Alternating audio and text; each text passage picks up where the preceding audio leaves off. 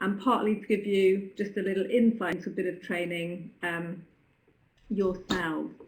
So the principle, behind all this, which I'm sure you will all agree with absolutely unquestionably, is that young people, the safety and well-being of young people in our schools is absolutely paramount. It's more important than anything. It's in fact probably more important than the quality of the teaching. If you can convince the parents of the young kids that they're well looked after and that they are well looked after, then that's what's important to parents. And that applies to all staff in schools, not just teachers, it's everybody in the school. And remember, this is anybody, what I'm talking about is anybody or everybody, and I should say, under 18 years old. So in some countries, the legal limit for well-being and safety is different to 18, but for our purposes, I think we need to think of this as anybody under 18 years old, because the point of this, the point that we want to reinforce is that in International House, we have better standards of care and welfare than anywhere else. We have better standards, we have higher standards than the legal requirements in any countries. We are really superb at this. And this should ally or link with our great standards of teaching young learners, which that is a huge, huge area of expertise in International House. If we can combine the two, great teaching, great standards of care and welfare, then that's a fantastic alliance that we can really promote in International House. That's the reason behind it.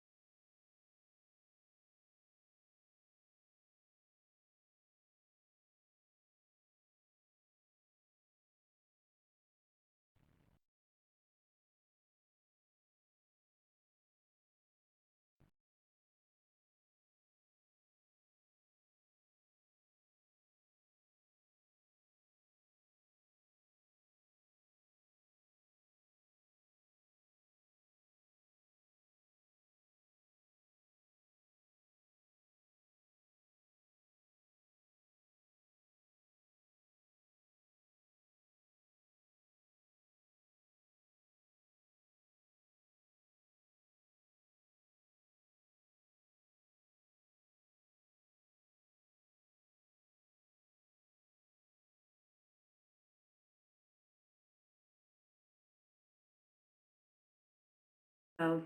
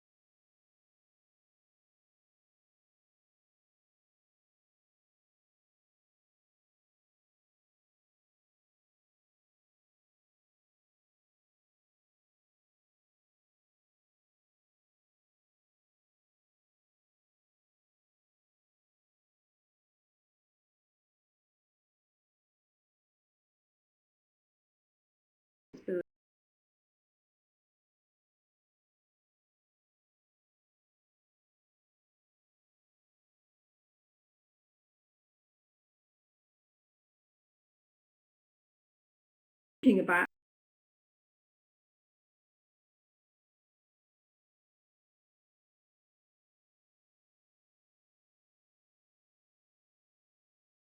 and well-being.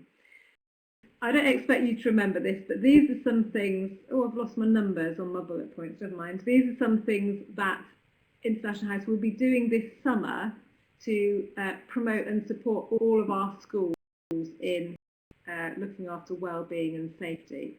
So it ranges from helping to recruit the right people, or specifically not recruiting any staff who may be in a position to harm children or who have that in mind. Some things, policies, etc. for well-being and safeguarding, a training course for every member of staff in schools, so teachers, admin staff, school support staff, anybody.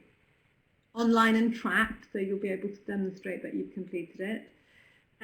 A recruitment course for anybody in IH schools involved in recruitment, so that would be typically the directors or the DOS or HR departments for larger schools, and some procedures of what to do if harm does happen to a child at a school. So those things will be rolled out throughout the summer. Your directors were told of this at the directors' conference last week. They'll be in English and translated into Spanish, Italian and German first for all of our schools. So you might not see any more of those, or you might, depending on what roles you're involved in, but expect those coming this summer. So one thing that I wanted to do briefly with you, since I have the opportunity of all the teachers here in front of me, is give you a little introduction to what's going to be on the Wellbeing and Safeguarding course. That will be an online course later on this summer. So what we are saying is you have a duty to keep young people safe. So how do you do that? What are the things you should do to keep young people safe? Well, you should always treat young people with respect and politeness. You should never be demeaning or rude to them. I'm sure you do all these things. You should choose topics in your curriculum that are suitable for the age that you're teaching. So you should be careful. You shouldn't be showing film clips which are from films which are rated too old an age. Maybe some political topics aren't appropriate. So you need to be careful about choosing curriculum areas which are suitable. The school needs to get permission from young people and their parents before taking any videos or photos, because if they were to be used inappropriately subsequently, you could put the children or the young people in danger. If you see someone, which is either another member of staff or another student perhaps, doing something wrong to a young person, shouting at them, hitting them, bullying them maybe, or maybe flirting with them, you should do what you can at that point to stop it. You should intervene. You have got a duty to keep people safe. And you should tell someone about it, so some other action can be taken. So you should tell your line manager or your DOS. You should do something about it. And if you see a young person with any signs of abuse, Now that could have been from something that happened outside school, of course it could be, but if you see it, then you should tell someone as well. So whether that's bruises in strange places that you wouldn't expect from just children falling over, or being kids, bruises like on the insides of their arms or things like that, or if they're kind of telling you stories about inappropriate relationships somehow, you need to not necessarily do something about it yourself, but you should tell somebody that's happened, because there'll be somebody in your school who has a responsibility, a legal responsibility probably, to inform an appropriate organisation about that.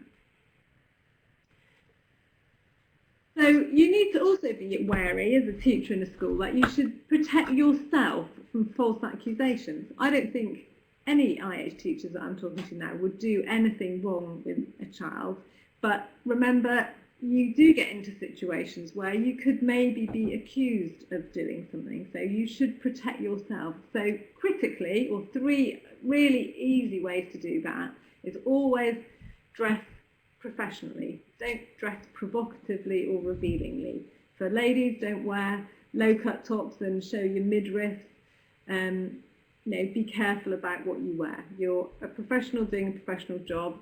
Dress as such, and you're less likely to be accused of anything.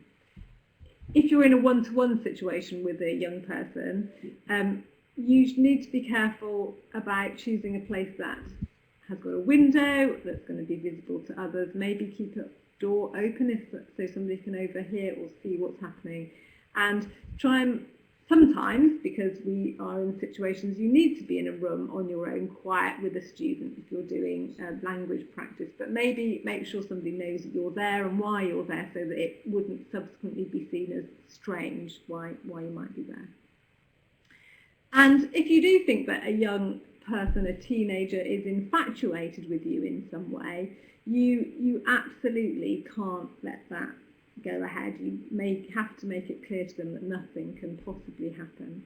And you should tell your manager about it, and you should try and work out a sensitive way to deal with it. Don't be rude and hurtful to the person concerned, but you have to be clear that absolutely nothing can happen. There are some things that you should never ever do in a school, and I would hope that no teachers in international house schools do this. So these are obvious. I'm absolutely telling you the obvious, but it's worth reiterating really. Don't ever, ever get romantically or sexually involved with any students. I would add to that any students who are over 18 as well, because it's just very unprofessional, but most definitely younger students. And to be careful about that, be very wary that social contact outside your school is very inadvisable, because it can be misinterpreted. This is really obvious, but don't ever access pornographic material or indecent material at school, because it's just so risky that some young person could see it. Don't give your personal phone number to students, because it's inappropriate really. You are leading them on perhaps, and maybe starting to have a breakdown that purely professional relationship. And similarly, you shouldn't give or accept personal gifts from children, because it can be misinterpreted as the reasons behind it. And obviously refrain from making any sexual remarks to young people, even about somebody else, and don't discuss your own relationships with them. This all seems pretty kind of obvious, I'm absolutely sure, but it is just worth reiterating and just reminding really how sometimes things that are done innocently can be interpreted in the wrong way and be misleading. And to protect yourselves and the school, you don't want to risk going down any path like that. As I said, this is just a really brief introduction. There is a wellbeing and safeguarding online course for all staff in schools that's going to be available later on in the summer. So look out for it. There'll be information about when it's available, and your schools, I hope, will be encouraging all their staff to take it. So look out for it. try and think of those things and put them into practice. And I wish you all the best, and all the best in looking after the safety of your young kids, so you help to promote International House schools as great places to learn and super safe, super safe places to be. So thank you for now.